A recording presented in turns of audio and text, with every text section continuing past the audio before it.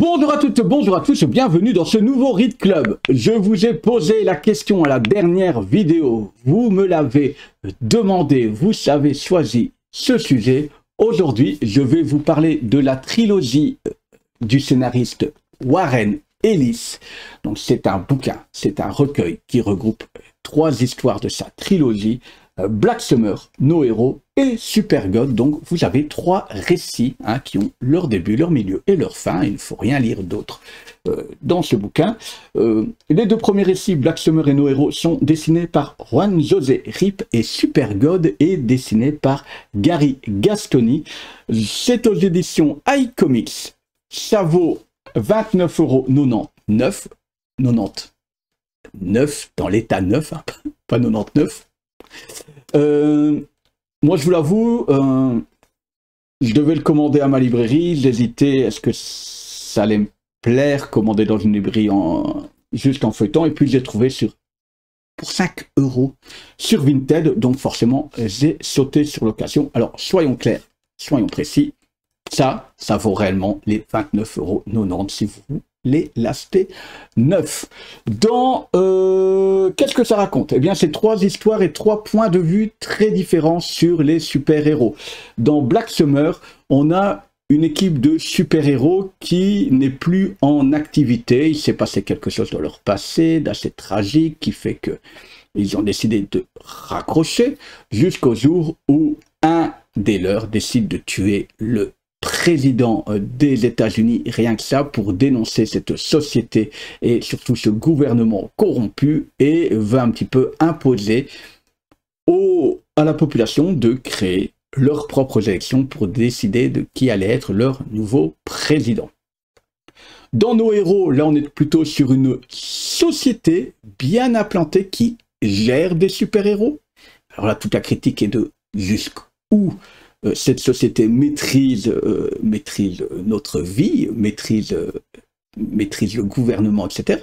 Et dans Supergod, là, on est dans un monde où les gens croient de moins en moins aux dieux habituels, et puis chaque pays a décidé de créer son super-héros qui deviendrait leur dieu, leur Supergod, et ben, on va voir comment ça a touché le monde dans son entièreté. Alors, on est ici dans des récits qui sont très matures, qui amènent à la réflexion, à une critique tant du concept de super-héros, de super-homme, et sur une critique de notre société. Okay. Donc, ce n'est peut-être pas ce que j'offrirai à quelqu'un qui voudrait découvrir du comics, ou si vous voulez faire découvrir, montrer à quelqu'un que le comics, ça peut être autre chose que du Batman, du Spider-Man, du Superman, du X-Men, etc. D'avoir vraiment quelque chose de très adulte. Si j'ai envie de faire un parallèle, c'est que par exemple, Black Summer m'a beaucoup fait penser à du Watchmen, parce qu'il y a beaucoup ces ponts vers cette création de super-héros, de ce qu'ils ont été et de ce qu'ils sont désormais, de cette déchéance, de ce retour involontaire un petit peu de ces super-héros. Nos héros, là ça me fait penser un peu plus à The Boys, avec cette société Voight dans The Boys qui gère des super-héros et comment finalement ils arrivent à influencer la vie de la population et les gouvernements. Et dans Supergod, là j'ai pas trop de parallèles par contre à donner. Non, vraiment pas. Alors, on est aussi dans des choses très violentes. Donc tant dans la réflexion que dans la violence, n'allez pas mettre ça dans les mains d'un gamin de 12 ans en disant tiens voilà du comics. Je vais vous trouver par exemple peut-être une des couvertures pour pas spoiler, une couverture annexe. Voilà un peu le type de violence que vous allez retrouver dedans. Voilà, hein. C'est violent. D'ailleurs, ça me fait penser à la violence un petit peu de The Boys. Voilà, c'est trash. C'est du trash. Alors, qu'est-ce que ça vaut? Ben, déjà, au dessin, moi j'aime assez bien. C'est assez brut. C'est assez brut comme dessin, mais ça sert vraiment le propos pour moi. De temps en temps, ça me fait penser un petit peu au manga Akira, pour ceux qui connaissent. Dans le dessin, on a des choses quand on passe de l'autre côté, un peu plus du côté de pour le dernier titre de Gastoni, là quelque chose peut-être un peu plus proche de ce qu'on pourrait retrouver dans du comics un peu plus classique, hein. Là de temps en temps ça me fait penser à certains dessins dans du Batman par exemple. Voilà. Après, ce qui est agréable aussi en termes de dessin et de narration, c'est qu'on n'hésite pas de temps en temps. Vous savez que moi, le blabla pour faire du blabla, ça ne m'intéresse pas. Mais par exemple, voilà, on se tait et on laisse place à l'action. C'est quand même super agréable d'être dans des choses comme ça où on a des pages. On a des pages sans dialogue parce que c'est de l'action et pas besoin de mettre des bing bang boom. Voilà, on a très bien compris ici que ça fait mal et voilà. Donc moi franchement dessin, j'adore. Je vous avoue que en termes de scénario et d'histoire racontée, je m'étais dit ben, il y a trois histoires, je vais sûrement lire une histoire, puis couper ça avec autre chose et puis finalement en un week-end j'ai ingurgité ça très facilement, même si je trouve que les deux premiers scénarios sont assez bons, assez sympas, avec une petite manipulation de personnages, de briser les rêves d'un personnage qui rêve de devenir super-héros là, dans Black Summer, ce côté où on a une équipe de super-héros qui va un petit peu payer les décisions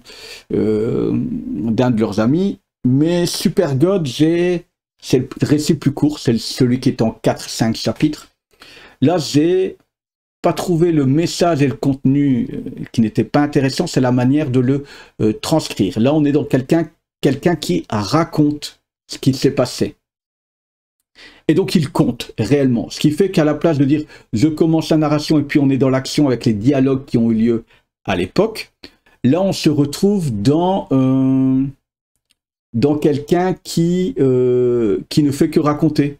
Donc c'est lourd, je trouve ça lourd de ne pas avoir décidé de ok on entame et puis quand on est dans la scène passée de laisser les dialogues du moment. J'ai moins aimé le dernier. Et même en tant que dessin, je trouve qu'on est un petit peu voilà dans du classique, même si ça passe. Hein. C'est vraiment là je vous dis ce que j'ai préféré. Hein. On reste des fois sur des choses plus banales. Vous voyez, dans le dessin on est sur ça et puis dans le cadre un petit peu indépendant, ben, là j'ai préféré clairement des choses un peu plus trashouille qui méritait d'être trashouille parce que c'est comme ça. Voilà, j'ai préféré là dans le cas quitte à lire de l'indépendant et des choses un peu plus particulières, je préfère que le dessin colle à l'histoire. En tout cas, ça c'est recommandé. Vous avez envie de sortir un petit peu sur de l'indépendant, sur des choses un peu inédites, vous avez envie de lire autre chose comme comics que du comics de super-héros, foncez là-dessus, même à 29,90 €. Voilà, je dis, si on m'avait conseillé de l'acheter comme je tente de vous faire avec vous, allez-y, mais encore une fois, j'ai envie de dire c'est du iComics, hein. C'est rare quand iComics nous propose quelque chose qui n'est pas au top. D'ailleurs, je suis en train encore là de lire. C'est tout ce que je peux dire pour Warren Ellis. Encore une fois en commentaire, débattez, donnez votre avis. Moi, mon avis résumé, il est simple. C'est un très bon bouquin. Un bouquin qui amène à réfléchir. Il faut avoir envie de ce type de lecture-là. Hein. Il faut un petit peu prendre les messages qui sont dedans. C'est un bouquin où le dernier récit est un peu moins facile à lire, encore une fois, parce que c'est le mode de discussion qui est le mode de la manière de conter l'histoire, et c'est le cas de lire, c'est vraiment du conter, qui est pas top. J'ai préféré les dessins des deux premiers par rapport au troisième récit, et voilà, c'est tout ce que je peux dire. Maintenant, n'hésitez pas en commentaire, encore une fois, à donner votre avis. C'est très important. Comme vous êtes parti sur donner votre avis, puisque en commentaire vous commencez à donner, je pourrais vous expliquer pourquoi j'ai encore racheté le même bouquin. Je pense que je l'ai déjà perdu 2 fois, et donc du coup je l'ai retrouvé encore une fois sur Vinted. C'était le moment de mes achats Vinted. Pourquoi j'ai racheté donc la quête de Thanos, hein. Je pourrais vous expliquer ça. Chez iComics, j'ai mis aussi la main sur... non, ça c'est mon Lock and Key. Sur Coyote, je ne connaissais pas du tout, hein, mais puisque iComics ne me déçoit que très rarement. J'ai Coyote qui est en route. J'ai mis la main sur plein d'omnibus. Donc est-ce qu'on parle un petit peu d'omnibus, hein? Est-ce que c'est cool, est-ce que c'est pas cool?